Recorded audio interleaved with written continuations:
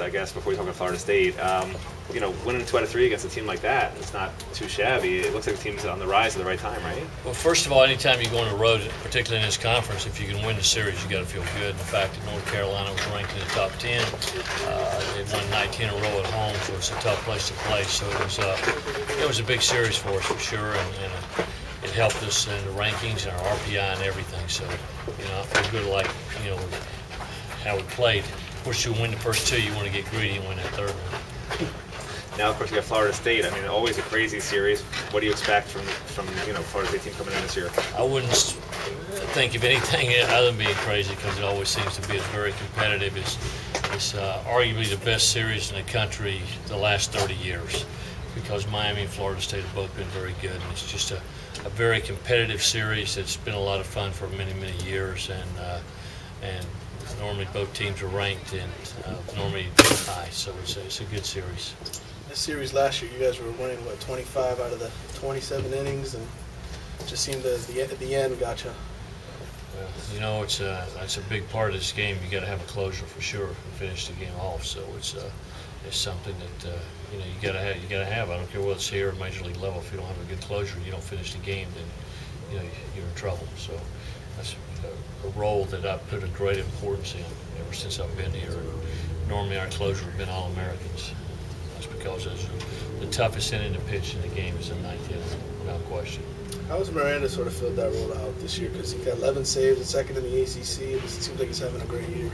He's done well. I mean, he's got as you said, 11 saves. And how many opportunities, I'm not quite sure. Maybe 11 saves and 12 opportunities, maybe, if that's right.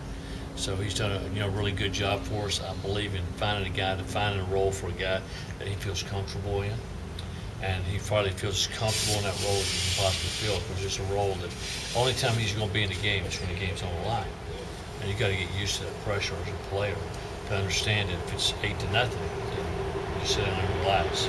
But if we're up by 1, then they're in the game. I come out here and stop it. It may be first and second, no outs when I put him in too.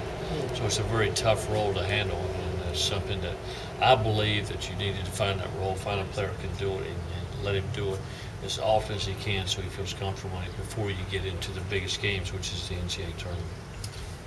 Looking back, I mean, were you ever real worried that you weren't going to come out of that tailspin the team seemed to be in early in the year? Of course. I mean, of course. You know, I'm reading about it because I wasn't here. But yeah, I'm reading about it and looking at it and watching. Of course, as a coach, I'm always worried. I'm worried today. We won, you know, a significant number of games lately, and I'm still very, very concerned about, you know, how we're going to play tomorrow and how we're going to play this weekend. And I think if you ever get to that point maybe where you don't worry about it or you don't get excited, then it's time to, you know, to hang it up. So I'm very concerned at all times. Well, I mean, it seems like the hitting was part of the problem. And is there anything that you can really point to with the hitters and say this is when it started to click, or this is what we did and it really worked, or anything like that?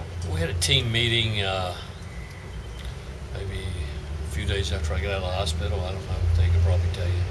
And I just told them, you know, they need to relax and start swinging, getting their action in, and don't get cheated. I felt like we were being too defensive as a team in the way we were swinging the bat, and we were trying to execute, but we were feeling for it. We just wanted to really relax, in particular at 3-1, 2-0 counts, and get your hacks in. If you're out in front, that's fine. You know, I don't care. Just look for a pitch you can hit, look for a fastball and drive it, and get comfortable with that. And I felt like once that started happening, we scored some runs, and then that kind of helped with the pitching too, because you can relax a little bit, thinking that, you know, I don't have to go out there and shut them out every time to win a game. So it was kind of a team thing. I think we played better defense after that, and a lot of things came together. But we still got a huge month left right now in the season before the ACC tournament. Zeke said it was a different mentality. It became more about manufacturing runs, bunting, stealing bases, moving guys around. I mean, last year you guys led the ACC in home runs. This year, not even close, but you're still tops in steals, tops in sack bunts. Was it really changing the mentality, changing the swing at all? Oh, I think it's changed the game a lot. The bats are huge difference, and you got to play the game a little bit different. And when I say 3-1, get your action, I mean hit line drives. You know, don't think about dropping and driving. You know, I kill the hitters and say, okay, it's time to drop and drive. You know, and you used to be able to do that. You can't. You've got to manufacture runs. You've got to bunt guys over. got to hit and run. You got to run, and you got to. Whoever's on the bases dictates what you got to do. If a guy can't run, you got to bunt him more. If a guy can run, you got to let him run. So you just got to play the game different. It's changed it drastically. Do you prefer it? Yeah, I like it better. I'm not sure the bats are equal in all cases, to be honest. I wish the bats were equal. You know, every bat was exactly the same, and it comes down to the player and player execution. How important has Zeke been? I mean, leads the ACC in steals and first in walks, and it just seems like he's been a key part of this team this year. Well, he's improved a lot, no question. And number one, I guess, is in stealing bases and getting on base and making something happen. But his on base percentage is super. He's got a tremendous number of walks along with the improvement he's made as a hitter. So, I mean, he sets the table. When he gets on base, he's expected to run. And he's been very, very aggressive, and he's learned that mentality over the last year or so and got much better, you know, assuming that role, understanding that if he's on first, I expect him to steal second. And if he's on second and he gets a good jump, then you can steal third. So he's right, and he can really run. Miranda talked about adding that third pitch, getting back to him for a quick second, the slider. How much has that helped him this year? I think it's helped him. I mean, you know, just having another pitch is something that is very beneficial. And he really started working on it last summer, and started spinning balls and working on that, and it's improved a lot. And you can't look for, you know, if you only got 2 pitches, then you guess right 50% of the time. And the situation dictates a lot of times, you know, what you're going to throw. And that extra pitch, man, that extra pitch, you know, it's very, very important.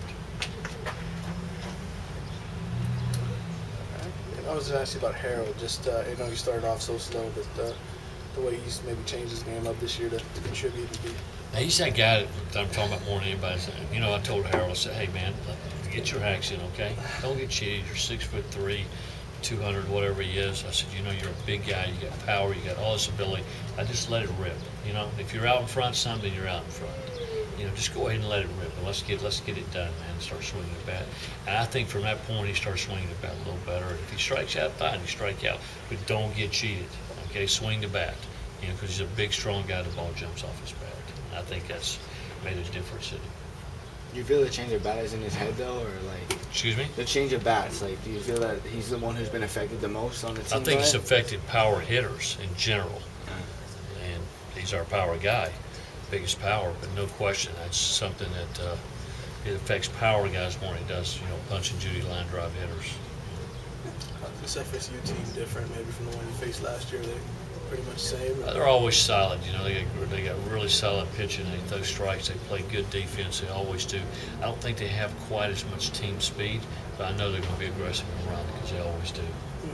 The Landers were saying winning this series might go a long way towards you guys hosting a regional and getting a chance. I mean, is it that important in your eyes? Yeah, oh, it is. These series are huge. These big series against teams that are ranked, you know, in the top 10 are huge. And RPIs. Our RPI went from 24 to 14, you know, going to North Carolina, and there are clubs that do. This is an opportunity for us to move up.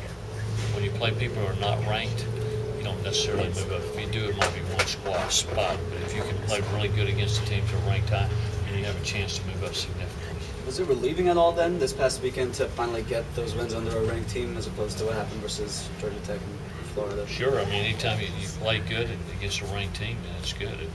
You know, I mean, Georgia Tech played great against us. They played really, they pitched good, they played good defense, they swung the bat, and all those things that they deserve to beat us. They beat us, you know, pretty good. So to go up to North Carolina to a place where nobody's been winning, and win 2 out of 3, and win a doubleheader on one day was huge. And just real quick, USF tomorrow, difference between playing them earlier in the year, playing them we've lost to right now, a different team? I mean, I think our team's playing much more confident, playing a much better team than it was. I wasn't at the game. That's one of the games I missed. But to just talk about them, I really can't. But to talk about us, I think we're a much better team now than we were a month and a half ago. You said you were still worried at the beginning. What are you still worried about? I worry all the time. I mean, you know what? I worry if you're playing bad, then you worry about playing better, and if you're playing really good, you worry about being overconfident. I find a reason to worry all the time, you know, and be concerned and try to figure out what you're not doing that maybe you need to be doing. And every day of practice pretty much is designed to do something that maybe you need to work on and get better. So I'm always concerned about those type of things, figuring out how to do it. What are these clubs doing? What do they do that's coming in to play us? Or are they going to try to do to us? So, I'm always concerned. Thanks, Coach. Okay, thank you, guys.